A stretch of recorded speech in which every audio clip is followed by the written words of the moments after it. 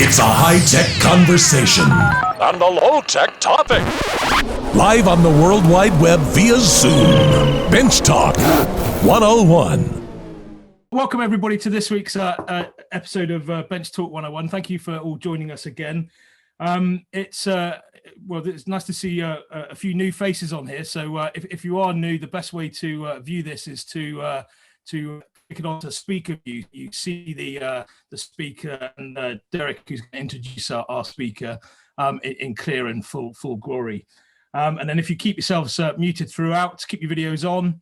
And then when it comes to the end of the talk, we'll allow people to mute themselves. And if you want to ask a question, you just put your name in the chat at the bottom and then go from there. But I mean, this is quite interesting, actually. I was counting up. This is actually the 30th week that we've done Bench Talk 101. And throughout that time, the whole idea was that we were supporting each other through the COVID crisis so that we could still talk about our passion, share our skills, share our expertise and our knowledge, and help each other out, really. Along with a Bench Beverage every week, which gives us an excuse to sort of have a little bit of a cheers. So cheers, everybody. But like I say, this is our 30th one. And what's really great about this week is that we've actually been told that the vaccine has now been given the all clear and could be started to be distributed from as early as next week. So that's really good news, because it means that we can maybe go back to normal quite soon, but obviously to vaccinate 65 million people, or if 50% of them want it done, 30 million people, might take a bit of time. So I can see that some of you here will get it way before some of us because of your lengthy experience that you have. But let's hope it comes out quick. Okay, so less from me. I'm going to pass over to Derek. So if you've not put it into speaker view, stick it into speaker view now. Derek, over to you. Yeah, lovely. Thanks, Geoffrey. I should say that's 30 consecutive weeks. So there's weeks on the trot we'd be doing this, which is quite an achievement. I never thought we'd sort of get beyond half a dozen, but here we are 30 weeks down the line and we're still going strong. So yes, thank you, Geoffrey. What a week it's been. The current lockdown is over, well, almost, and the news that vaccinations for all are just around the corner, but that's not the half of it. Bench Talk had something of a scoop on Tuesday, and we were poised, ready with a ticker tape parade to welcome the United States into the Commonwealth. Yep, can you believe it? Fortunately, however, the canny-eyed Sir Captain Lord Admiral of Purple Heart, OBE, was on watch that day and demanded a recount. 3 cheers for Captain Purple Heart, that's what I say. And so what if we made a mistake? Yesterday's fake news is tomorrow's chip paper. So our guest this week, however, is the real deal. He walks the walk, talks the talk, and I'm reliably informed takes 2 belt sanders into the shower, and that is a fact. He shared more tips and tricks than anyone I can think of on Instagram, and what's more, all of them are useful, which really does put him in a league of his own. With a background in production, cabinetry, at management level, he knows his way around the machine shop, but he's equally at home creating stunning visual effects with his Inlay and Marquetry. It's no exaggeration to say he is the undisputed champ of the workshop shortcuts, with a heart every bit as big as his guns. So, caps on, sit back, pour yourself a drink, and get ready with your questions, and give a very warm welcome to Ramon Valdez. Man, I had to keep on. Who's he talking? Is he talking about me? I got to first say thank you so much. I feel honored and really excited to be here. I absolutely appreciate you having me on. And that welcome was, I've never heard any of that before. So I really appreciate it. I'd like to first start out and just kind of give I say brief. I'm going to try to make it as brief as possible. I am pretty old, so I have to go back a few decades to when I started, and I have a few bullets, so I'm going to be looking off to my left here at my notes. But 1980 is really when I started my woodworking journey, I should say.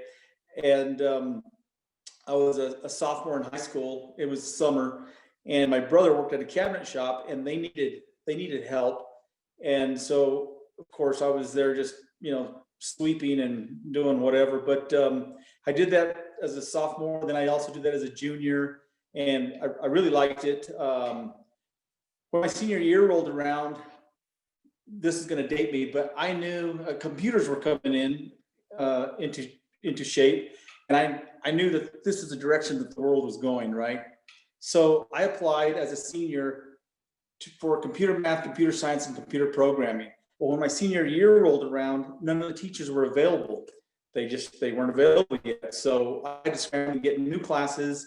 I had about all of my credits as a senior, and I actually graduated early at half semester. So I applied for work release, and I went to work at the same cabinet shop that was in 82, I guess. And I did that for about 9 years.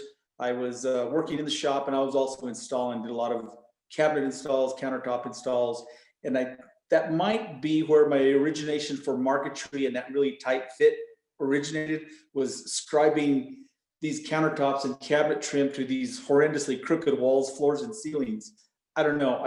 I love doing it, as weird as it may sound.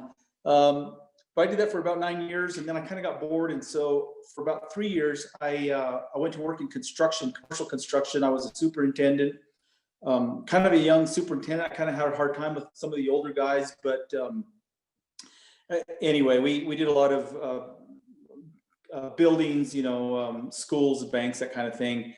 And I really liked it. And so I got my GB98. So here in New Mexico, that's a general contractor's license.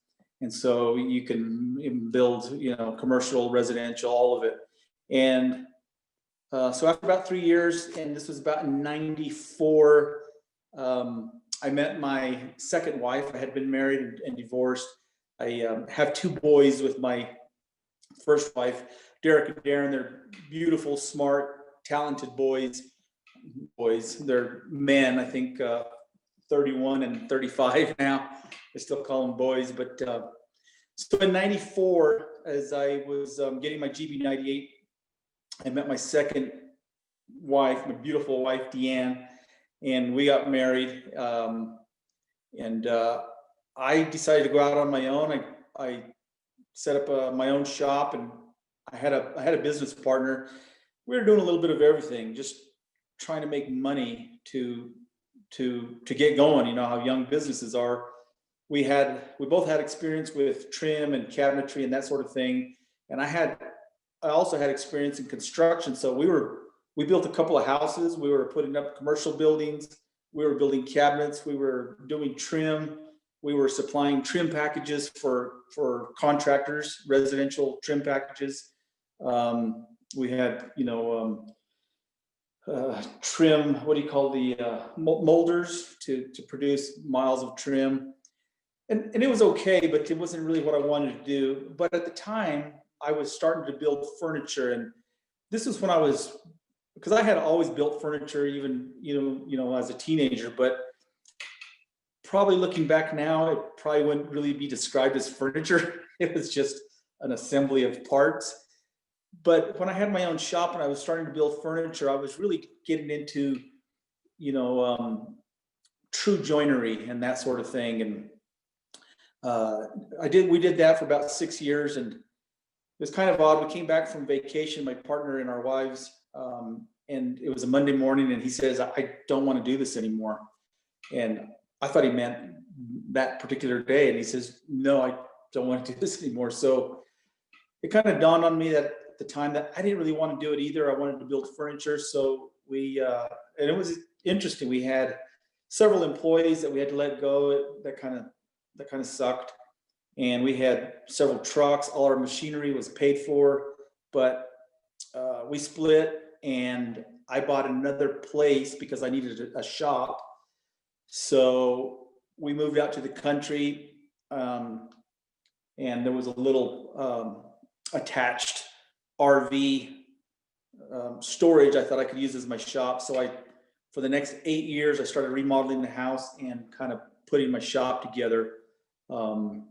And I was building furniture. I was showing out of a gallery out of Santa Fe, and I really thought that I had hit the big time, because at the time, so this was like in from 94 till the 2000, everything I made would sell. I couldn't keep stuff in this gallery. And I thought, this is what I'm going to do for the rest of my life. Well, for some reason, everything changed. Things weren't selling, things weren't moving as much. My brother, he had started a shop called Ultraform. It was a big commercial casework company. He had a partner as well, and they had been in business for about eight or 9 years. And he had been asking me if I'd go to work for him. And I really didn't want to, but he kept on offering me more and more money. So finally, my wife says, you'd be silly to turn that down. So I went to work as a production manager, and amongst many tasks, I was, ordering materials and hardware and measuring and bidding jobs and meeting with clients and interior designers and architects, hiring and firing of employees, that sort of thing. That was my office work. And it was all kind of new to me because it was a big shop. There was about 20 to 25 people, so really large for this area. It was about a 10,000 square foot shop. So for this area, that's pretty big. And, out in the shop, I was having to maintain the production line. And, we fabricated a lot of commercial casework. That's where I got I already had a background with Formica from the first job I had working in the summer. So we did a lot of Formica. We did a lot of hotels and banks, schools, that sort of thing. A lot of curved reception desks, which I actually loved. Excuse me a second. I got to move my notes here. And it was an interesting position for me because it was really high paced, and it was a little bit it was a little in disarray. They weren't organized, and so I was thrown right in the middle of it. And to be honest, it was overwhelming for me. It was daunting. That's where I say the curse was, because it was just one problem after another, and I didn't have the tools to deal with it. But I slowly started to realize that I could delegate authority and responsibilities to some of the key employees, and it was almost magical, because I realized that they would get a sense of pride and accomplishment and this fresh desire to make the shop run more smoothly and efficiently. And it was amazing. I began to build my team, and that's when I realized working with people is you have to learn how to pull your team rather than push them in the direction you're going. So I learned a lot working at my brother's shop, a big production shop, and being able to utilize each player's skills and their strengths. This drastically,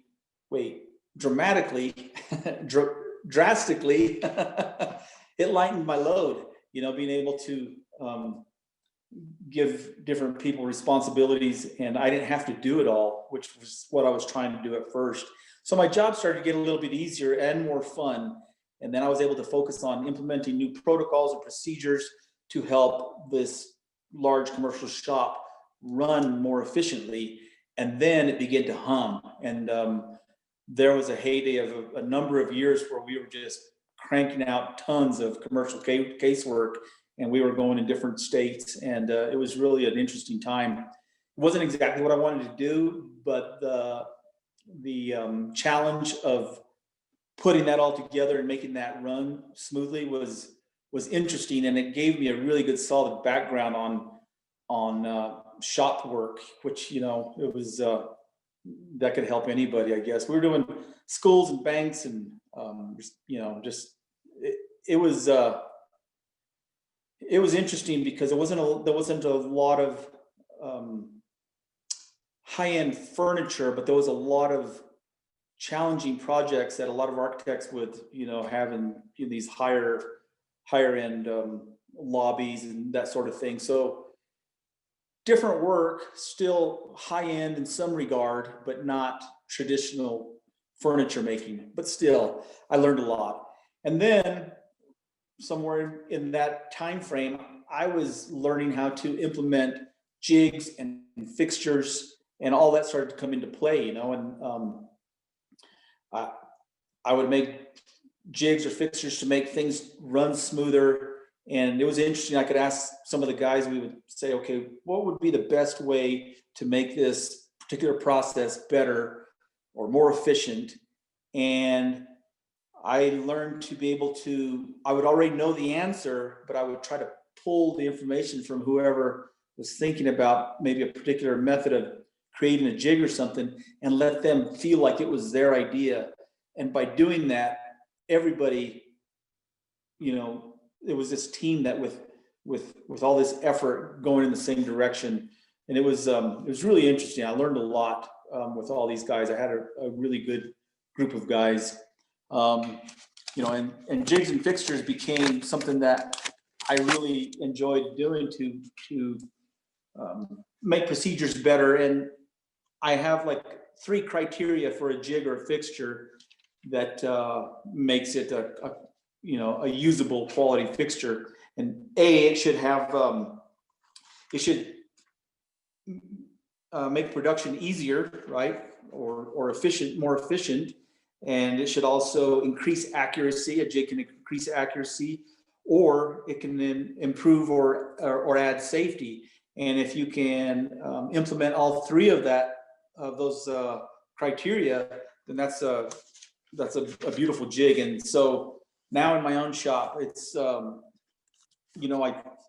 run into a problem, and immediately I think of the jig to make it work. So that's where the blessing is starting to pay off from all those years of having to make something work. There was no alternative. So really fantastic. So in this time frame, I did this from about 2000 to about 2017. So for about 17 years, I worked in this shop doing this. And I was always building furniture. I was still selling out of Shadoni Gallery out of Santa Fe. And it gave me the opportunity to have a little bit of freedom. I went to Anderson Ranch up in Aspen, Colorado, and took a Marquetry class with Craig Vandal Stevens. That was in 2005. And then I returned in 2007 and took a class with Michael Fortune. You may have heard of him. And then I returned in 2012 and took another little bit of different style marquetry course with Silas Koff. And so I was really having fun getting some of this hands-on learning with some of these amazing craftsmen. And after 2005, I had been approached by our local college to teach something in the woodworking program at our college. So I started teaching marquetry classes there, and I did that for a number of years. Really enjoyed that. Had some amazing students that were just so eager to learn, and it was a lot of fun, but it was also a lot of work, as anyone that teaches could attest. And right around that time, we had our first home was a rental. And for some crazy reason, I had a plate this big. I just needed more to put on it, I guess. So we bought 2 apartment complexes. So I was working full time. I was teaching. I was remodeling. I was trying to build furniture, and I was also trying to take care of some rental properties. And it was just too much. So I had to quit the teaching. And then a few years later, we ended up selling all our rental properties. But that takes us up to about 2017. And so a few years ago, my brother at Ultraform, this commercial shop that I worked at, he had a business partner, and they had started to butt heads and decided it was time for them to part ways. So my brother kind of told me about it. And at the time, when he first told me, I literally panicked, because I really had a good position. I was getting paid well, and I just had the best of all the worlds. But he was going to be leaving in a few months, so I started trying to figure out what I was going to do, and I started putting some work in the books, and I got about 8 or 9 months worth of work. And when he left, I left, and that's when Instagram was going good for me, and things just started rolling, and one thing leads to another, and the Domino Docks kind of took on a life of their own. I don't know if you're familiar with the Domino Docks, but that thing has really kept me busy the last few years. And, like a lot of the fixtures that I sell plans for, they all start with some idea that I have that to make my life easier, and other people see them and say, hey, do you have plans for those, or can you sell me that? I'm like, the Domino Dock, I was like, nah, I just made this, so I was doing a bunch of chair parts, and so I just made this for me, and I kept getting asked it, and finally I'm like, yes, I do make those. So the first batch, I think I made 50 Domino Docks, and they all sold out. So, and that was just for the larger machine, the XL 700. And I did that for about a year, and then about a year later, I started figuring out how to get the DF 500 in a cradle or a Domino Dock. And so now I have the Domino Docks for both size machines, and still working on trying to get those into a retail form. Right now I have plans for them, and then the Domino Dock, I'm trying to get those into a retail flat pack situation that we can sell through Festool distributors. Shoot, there's like over 1,100 Festool distributors here in the US alone. So working on a guide to make that happen. So hopefully in the near future, you'll start seeing flat pack Domino Docks on the shelves in the Festool distributors. So that brings me up current to where I'm at now. I with Instagram, it has really opened up a lot of doors for me. I met Ben Brunick and Phil Morley, and we had the Woodworkers podcast going for quite a while, which was really fun. Had guests on every other episode, we're broadcasting every bi-weekly, so every other show we would have a guest on. And in the spring of this year, things kind of took a crazy turn. Ben had to work out of town, and with the COVID going on, we decided to kind of just lay off for a little bit, and we're coming back strong. We want to improve our sound quality and try to step up our game a little bit. So we're excited to be coming back with the Woodworkers podcast. So you'll be seeing that soon. And I'm still selling a bunch of woodworking jigs. I have a Marquetry Class 101, which is really the same class that I used to teach up at the college. I just put it in a flat rate box. It has the course, it has the veneers, it has the little angle donkey, the saw, the glue, the drill bits, the saw blades, everything you need. You watch the course and you can start doing Marquetry. I have a really good success with that. I get pictures from people all over the world that get this kind of crash course. It's about 4-hour video, and so it's a really efficient way, I believe, to learn Marquetry, because I try to steer the students in the direction where they don't learn bad habits, which is what I noticed when I was teaching. And so fantastic way to learn if you're wanting to learn Marquetry. I also sell plans for a lot of the jigs and fixtures I make, and have a new ebook out called Tricks of the Trade. It's volume 1. It'll be first volume of many more to come. So that's doing pretty good. Really proud of that.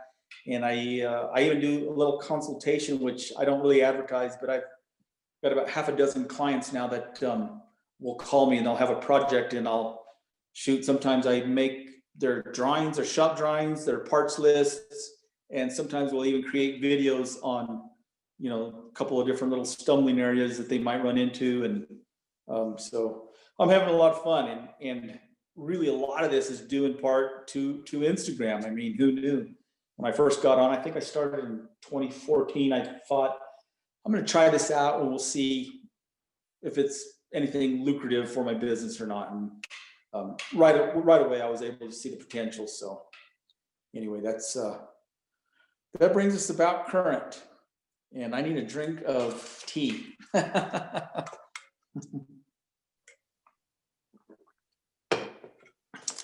So I'd like to show you my shop a little bit, and I want to show Geoffrey my bench, because he's working on a similar project.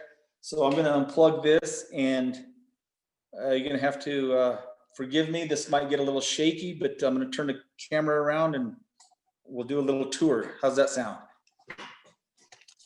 Sounds good. Sounds good. Okay.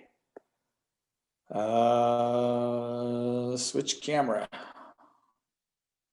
All right. So this is my sharpening area. Well, I can't see that very well. Can you see that? So that's my sharpening and shipping area here. And under this table here is actually where my vacuum bag is. So that table is just like a little lightweight, 1/2 inch thick table that I can remove when I need to do a pressing job with a vacuum bag. So I got enough room in here to do some assembly. So my shop is not very big. It's about maybe 1,400 square feet. It's three areas. So this is the first area where I have, my A341, 16 inch, or what is that? 41 centimeters, I guess. Planer joiner. Got a little drum sander there, and my small joiner. Over here, I have a small metal lathe, which is really kind of cool.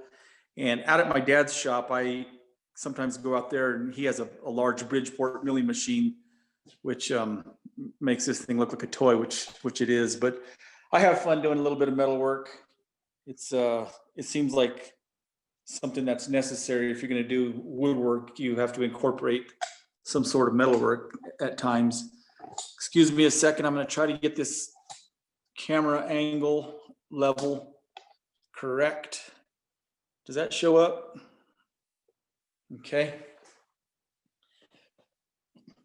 So this is a little bench that I made for a show that Phil Morley and I went to in 2019, I guess it was, in Las Vegas. And this has the H&T Gordon vices, the front vise and this tail vise. It's a really fantastic vise. I love this thing. You can just operate it with 2 fingers like that, super smooth. And this cover is what I wanted to show Geoffrey. To use this little block. I was showing this to my brother the other day, so that'll start to loosen that. There it goes.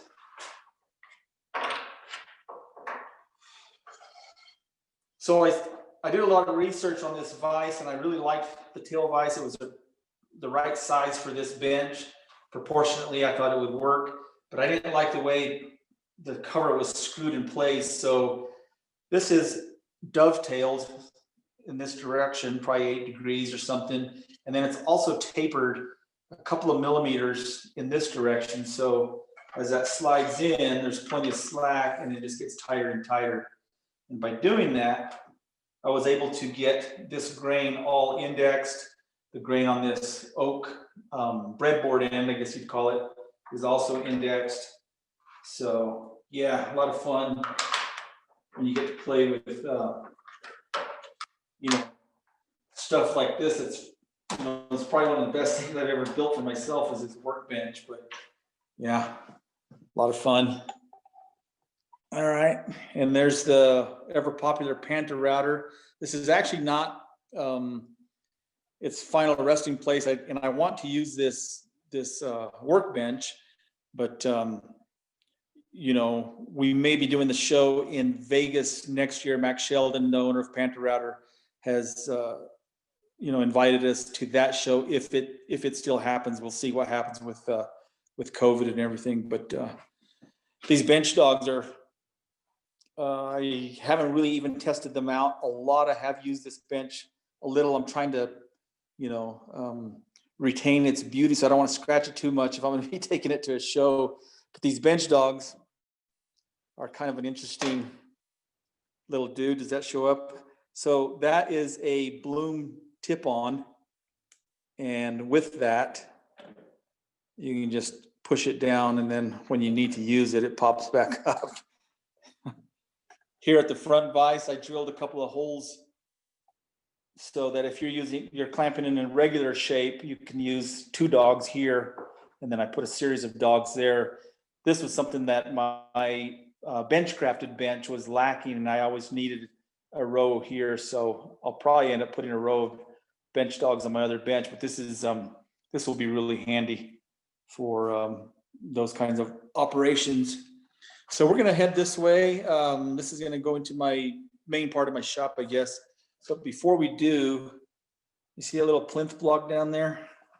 I'm gonna grab that and I'm gonna put this camera about right there. I'm gonna grab this plinth block. It's loose, but held in place with, well, a magnet, right? And if you can kind of focus in this general area, you'll see that sliding deadbolt. So that, well, here we go. Locked, unlocked. So this is a Baltic birch passage door between my shop and this section. And I just wanted a large door. So this thing's about 40 inches wide, 41 inches wide. And it was just a lot of fun to build. Put this plinth block back in place. This handle here, also Baltic birch. I actually never even glued this little piece in, but you can see I just sandwiched a handle similar to this one, or I should say exactly like this one on the other side to, and it needed to be horizontal, so I would have an index place in the precise area to activate that magnet. That large deadbolt has a magnet on it, and this deadbolt is on a roller mechanism that I made on my lathe with a bunch of roller bearings, so that works pretty smoothly. But anyway, I love doing that kind of thing. So this is the main part of my shop. Let me see. I can barely see my camera there. So I've got a little slider here, a little K3 hammer, and then on that opposite corner over there is my 10-inch table saw. And chop saw. Over there's my bench crafted bench, which I absolutely love. Best thing I ever did in my shop, probably. That gets used a lot. Little bench top planer.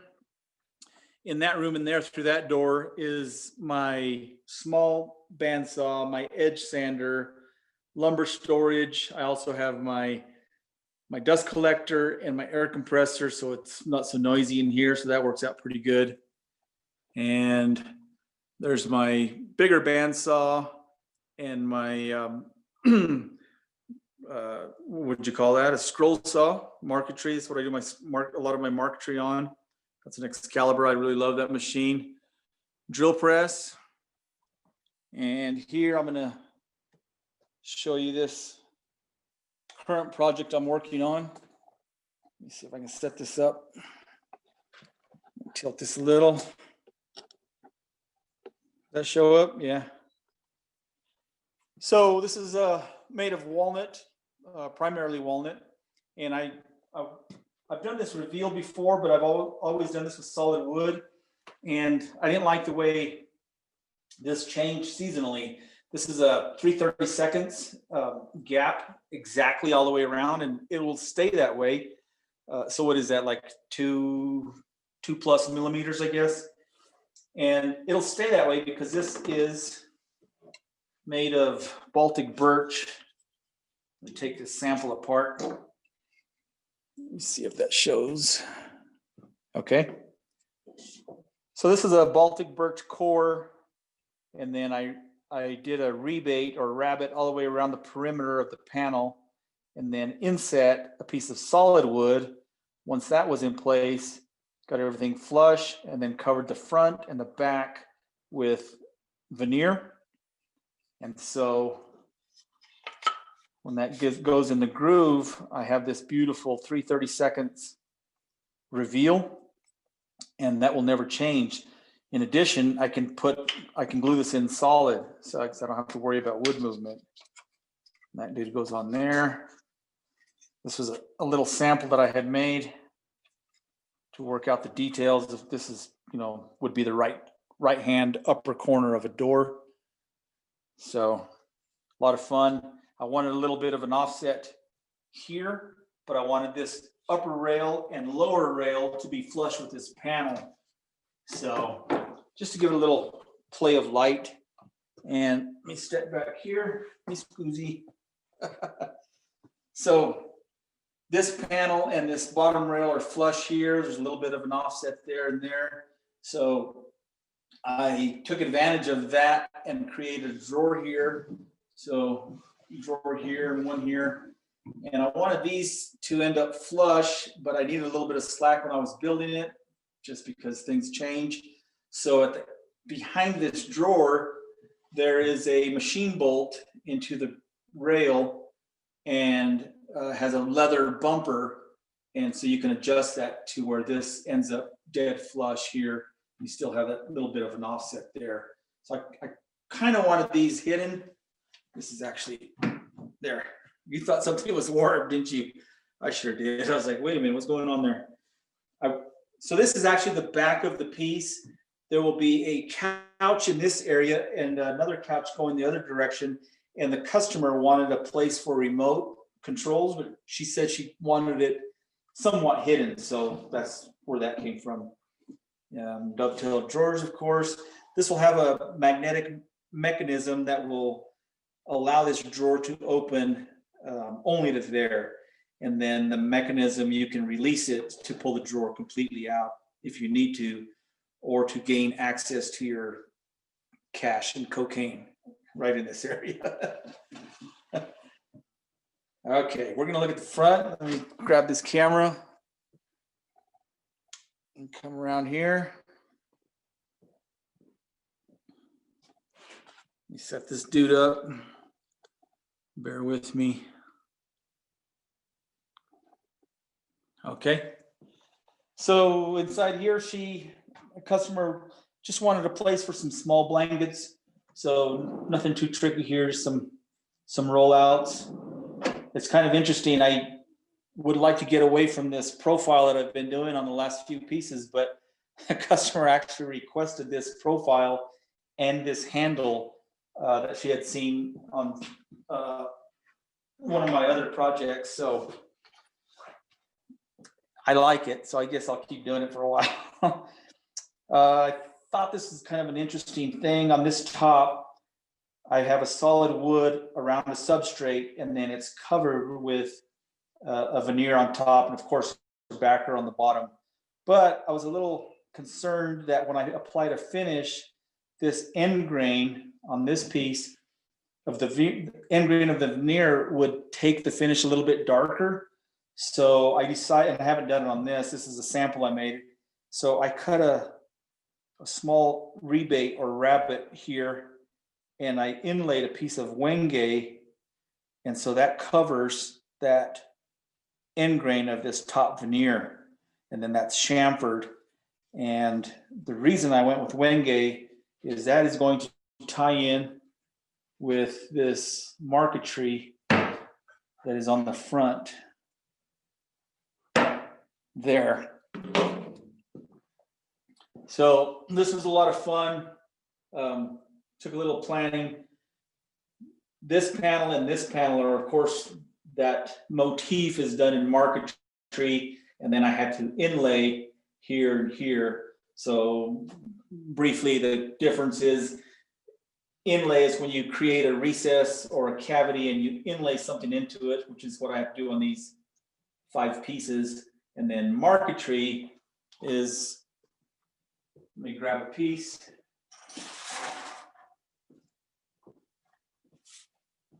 So marquetry is when you have a background veneer. Let's say this was walnut, and this would be your inset piece. You tape them together, you cut them at the same time at a slight bevel, and so that bevel creates the piece that fits perfectly. So there's this mathematical relationship between the thickness of the veneer, the angle of your cut, and the kerf of your tiny little saw blade. And so once you get all that dialed in, this is just completely seamless. And even when you put a finish on there, even like a top coat type finish, you don't see any gaps whatsoever. So this is called that type of marquetry is the double bevel marquetry technique, which I absolutely love. And that's what I teach, what I used to teach at the college. And that's what my marquetry course is on. So a lot of fun. This, my love of magnets to keep things closed. There's the magnet there, and there's one there somewhere that's hidden. And of course, magnet there. And so that allows that door just to close it, stay closed right at the very end of its travel, something like that. And again, my signature handle, which the customer requested, which I thought was kind of cool. So anyway, a lot of fun. This these legs, it's probably hard to tell on camera, but I was fortunate enough to find 4 pieces for the 4 legs that had this beautiful sweeping grain. And like I mentioned, you might not be able to see this on camera, but this grain sweeps out just perfect on each one of them, on each one of the legs. The problem was that right here on the front, the grain was all askew. It was just crazy looking. It looked too wild for me. I didn't care for it. So what I ended up doing was finding a piece with straight grain and gluing it onto the front on this subtle taper or curve, I should say, this fair curve. I glued that on, and then I created a thumbnail profile and to hide that being glued on right there at that transition. So a lot of fun. Some of this has been pre-finished. I still need to finish the top with a conversion varnish and the doors, but it's getting close to being finished. And of course, I still need to inset or inlay that wingay around the perimeter. But yeah, a lot of fun. And that concludes the shop tour. So I'm going to head back this way. Let's see if I can turn this camera around. All wow, right. that's absolutely amazing. Your attention to detail is just fantastic. What a beautiful piece of furniture that you've just created there. Yeah, I hope she likes it. And I was a little concerned. So I don't show a lot on Instagram currently, but I'm pretty sure she won't listen to this program. So I thought I could share some of the details. Ramon, I think we need to call you Dr. Valdez, really. Doctor. Yeah, well, the Doctor Who, that's a TARDIS you're in there, going from one shop to the next shop to the next stop. Pretty cool stuff, isn't it? Yeah, I feel blessed. I really do. I don't think I could have planned my life. I'm completely in love with my life. My wife says the same thing every day. We just feel really blessed. And, even in a crazy year like this, it hasn't really affected us a lot. And, it's just, what can I say? I feel very blessed. Wow. Should we get a few questions from some of the people on it? You up for that? Yeah, absolutely. If there's anybody out there. Yeah, they're all here. There's lots of people here, and they're all mesmerized at the talk. Fascinating talk. So I think the first person up is Jeremy that wants to ask a question. Jeremy.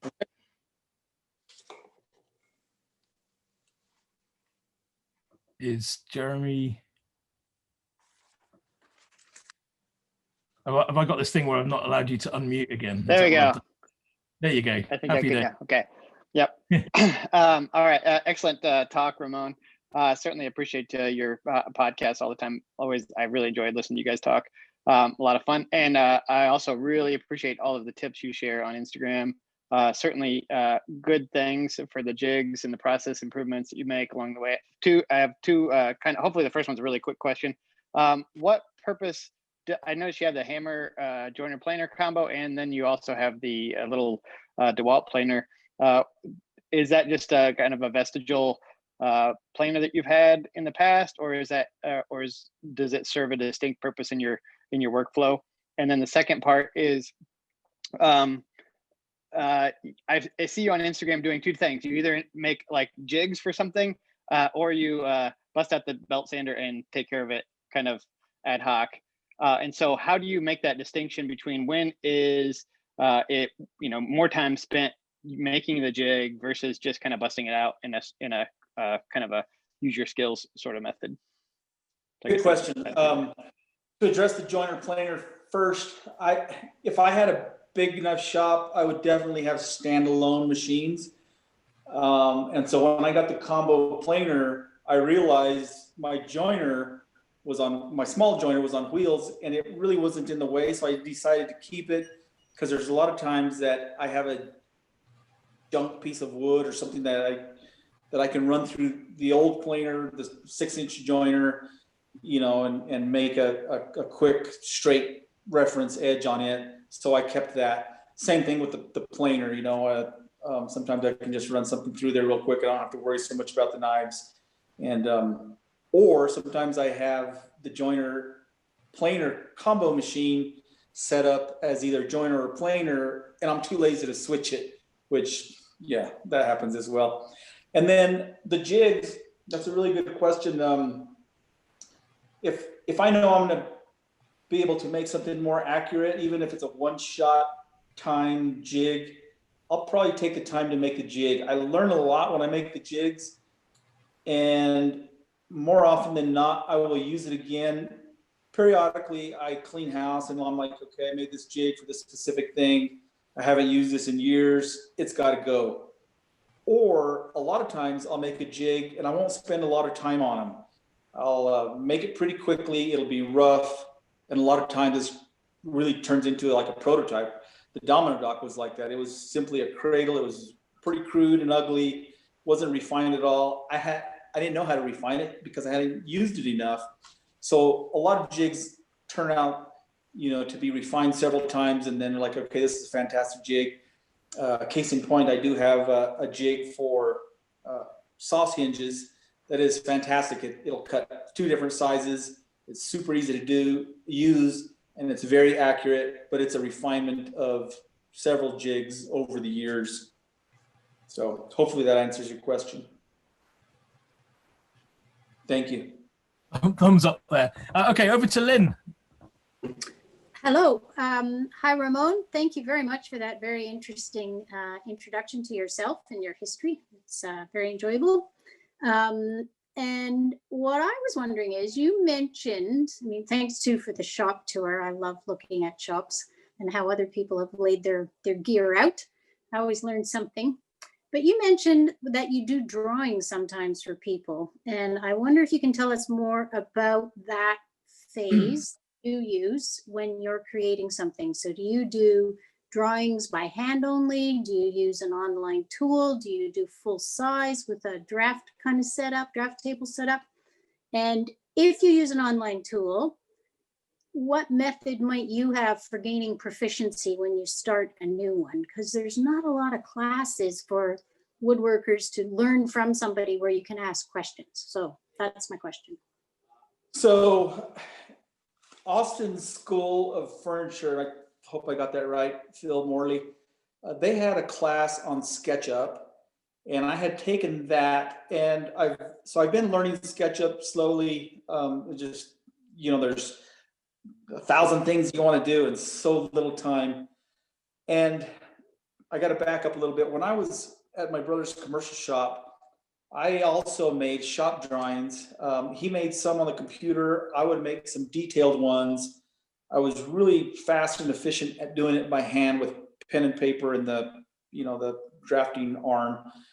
And so a lot of times it didn't have to be really detailed with a cut list. It just needed to be a schematic or a slice away view so the guys could understand what we were trying to achieve. And so what was the question? So when I do consultation, I've done it both ways. I've done SketchUp plans, and sometimes they're just hand drawn that I'll just email snapshots of these or scan them and send them some of the drawings that I make. And a lot of times for me, since I'm not real proficient in SketchUp yet, it's faster for me to just take a mechanical pencil and ruler and draw them out. Or sometimes I just get a square piece of MDF, and so I have a perfect 90-degree reference. I take my paper in place, and I just use my tape measure and scribe off the end, so I don't even have to use a square. So just trying to be efficient, just so that the person seeing the drawings will understand what the direction I'm trying to take them in. Right. I'm in Toronto in Canada. So right now I can't go to the Austin school. So I'm trying to do it on my own. Actually, I should have mentioned, and sorry for interrupting you, but that was an online class.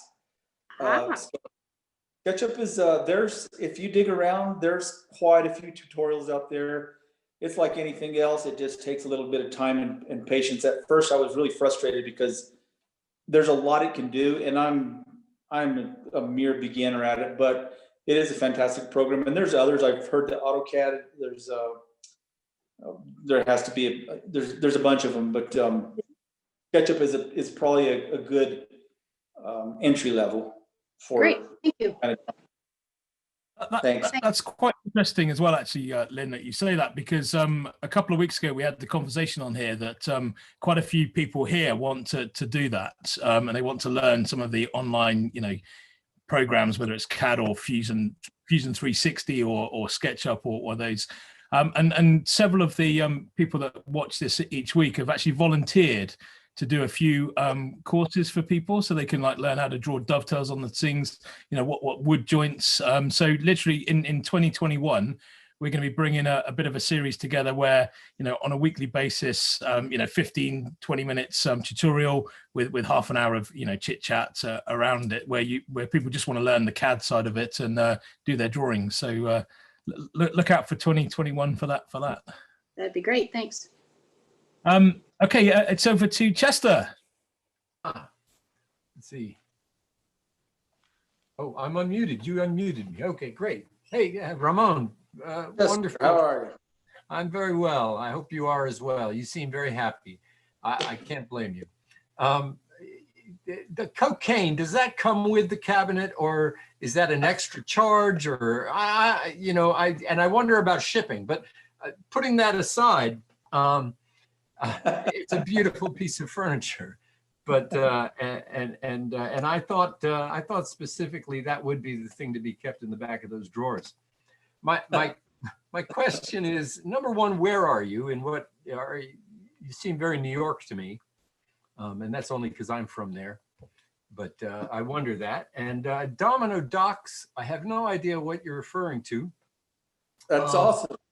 And I wanted to ask you about the Marquetry versus the Inlay, because I do Marquetry and Inlay, but I've never combined the two. So I was wondering, in that situation, did you do a full-scale pattern drawing of how you wanted that laid out so that you could then overlay it to make sure that your arc of the stems were in line and proper, or did you do the Marquetry first and then connect the two, making the panel larger and being able to shift it? And then on the Baltic birch substrate, I wonder why you don't use MDF, and whether or not it's just because of the weight of the MDF versus the birch. So that's my one question. Okay. I'm going to hit this a little backwards. The Baltic birch, you're right. I think MDF is too heavy, and I like MDF for some things. But if I can go with a plywood, if it's not too big of a piece, I'll go with a plywood because I like its stability, and it's a little bit lighter than MDF.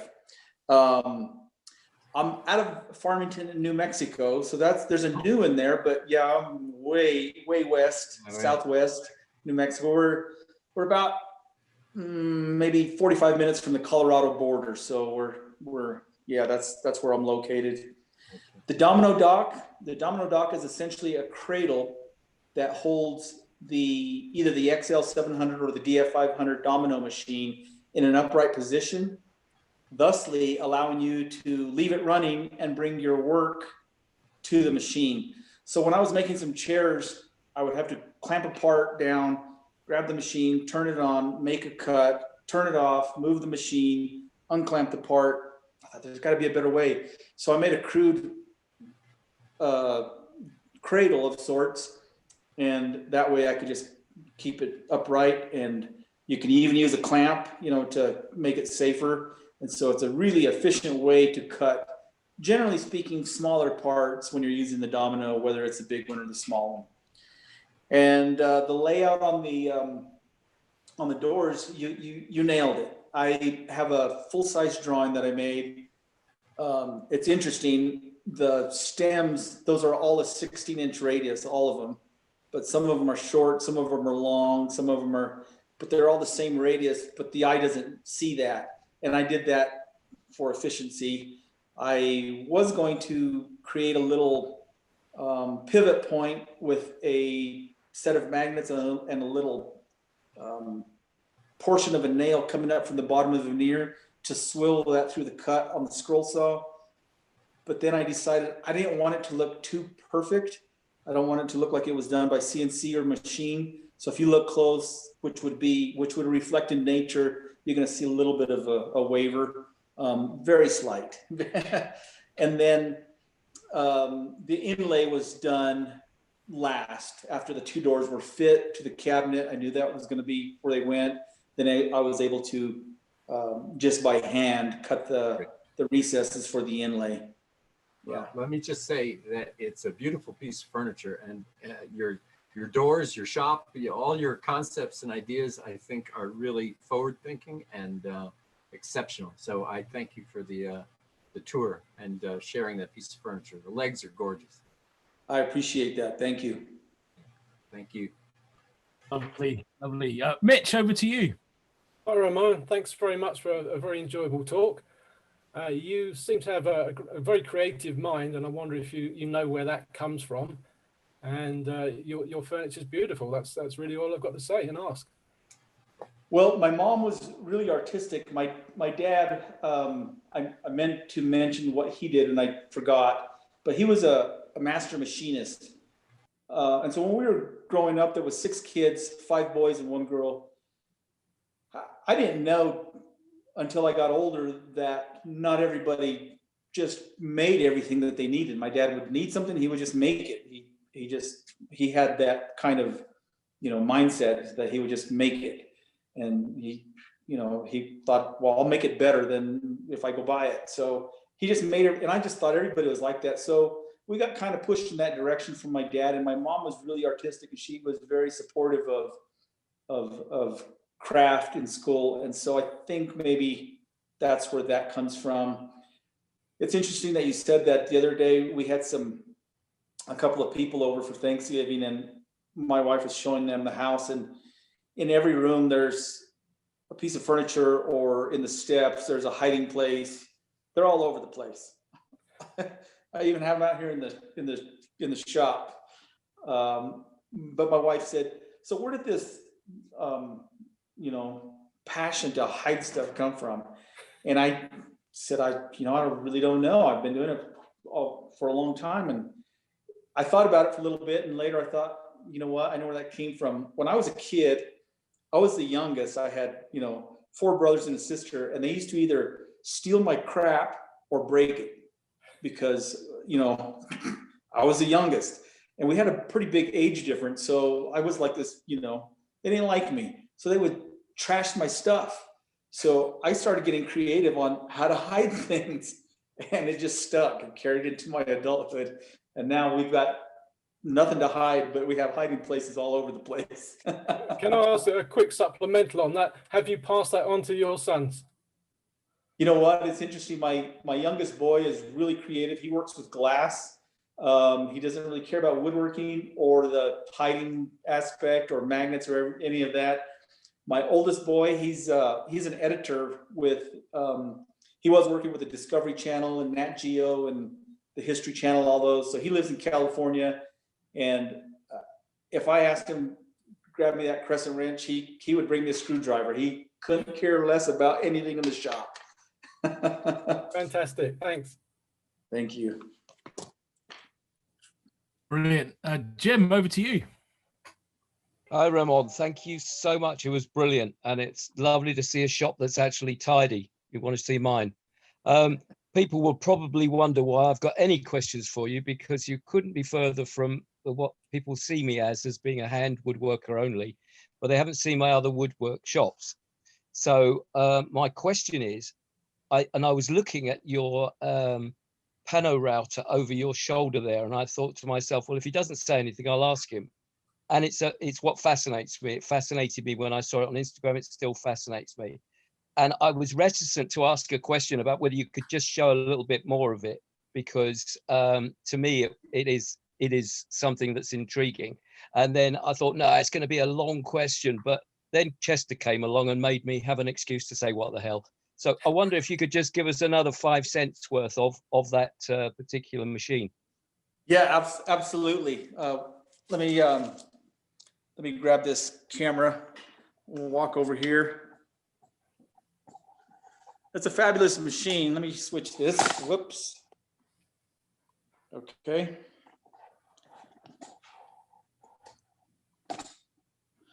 So years ago, I worked at I think it was the first shop I worked at. They had a horizontal mortiser. And of course, with those, the table moves. This is an interesting concept because the bit moves and the work is stationary. So you literally clamp that down. Is that showing up? Yeah, perfect. So you clamp the work down, and then your bit, whatever size bit, will come in. You have different stops here. You have templates here. And with a machine like this, you can cut. By being inside the template, you can cut the mortise, and then you can move this stylus to the outside of a tapered template, which means you can sneak up by adjusting this stylus in or out against that taper to create a perfectly mating tenon. And so this would go around to make the tenon. Not on that particular piece, but maybe on something like this. So this entire workbench was made with the Panther Router. I use this machine a lot. I absolutely love it. Its versatility is really superb, and repeatable cuts. You can use stops, so you can, for instance, put a stop against this workpiece. If you were doing all your parts and you forgot one, you could put it back. And there's, a stop here. Excuse me, your height adjustment here. Loads of templates, hundreds of different templates for round tenons, traditional mortise and tenons. You could even square these, dovetails, box joints. Just a really superb machine. Absolutely love it.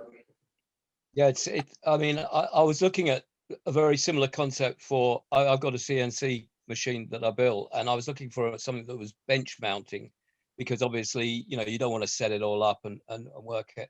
But I wanted to set something up so at the back of it, that it followed in the true tradition of a pantograph, that it followed a smaller version of a picture or whatever you're trying to copy, and can expand and contract that particular picture. I know for a fact that a good friend of mine that makes stamps, he uses a pantograph where he designs a large scale the font, and then the machine actually scales that down to quite small sizes, thus reducing the error, obviously. But I just wondered if this machine had a similar device whereby the actual index stylus followed along a picture. Well, you could literally, and there's guys that are doing, they're creating different templates with, say, the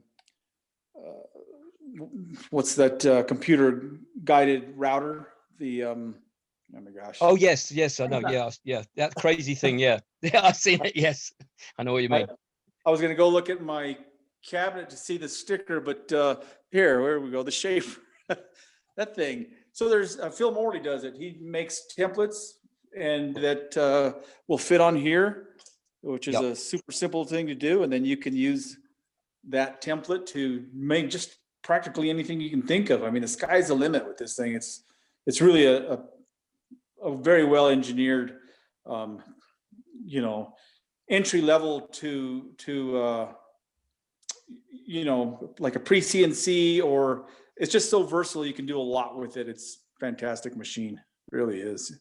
Thanks for expanding on that. I won't take up any more of everyone else's time, but that's really nice to see it actually physically, you know, in front Real of quick, me. Because I want to show you this. I thought of this when I was setting up. So these are sawhorses that I made in about 1980, and you can see they're kind of Cronovian.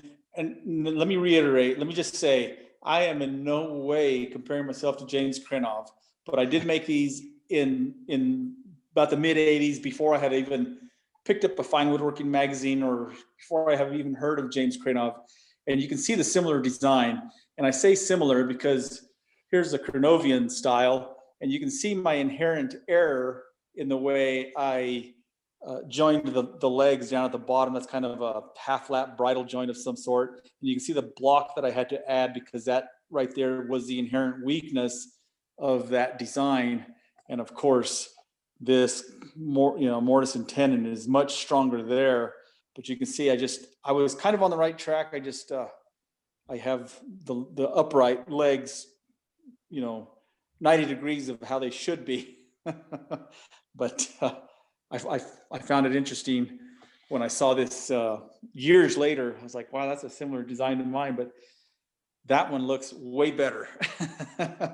So anyway. thank you. Thank you. Derek, over to you. Yeah, I'm unmuted, aren't I? Yeah. Yes, Ramon, do you remember years ago the first article you wrote for me at F&C? I think it was either about belt sanders, but the one that sticks in my mind is something I've been meaning to make. I wonder if you had them close to hand. Those little clamps you have for your sliding table, your crosscut table on your Oh yeah. saw. Yeah, they were really quite ingenious, and I'm rather embarrassed I haven't yet got round to making them. Let's go in here. I use them all the time. They're fantastic and super simple to build. Let me grab one here. Yeah, they are. Look. So let me set up this camera. Excuse the jiggery shakiness. All right. So as with most sliders, you're going to have this sort of a slot, and pretty basic. I just machined a piece of aluminum and threaded it.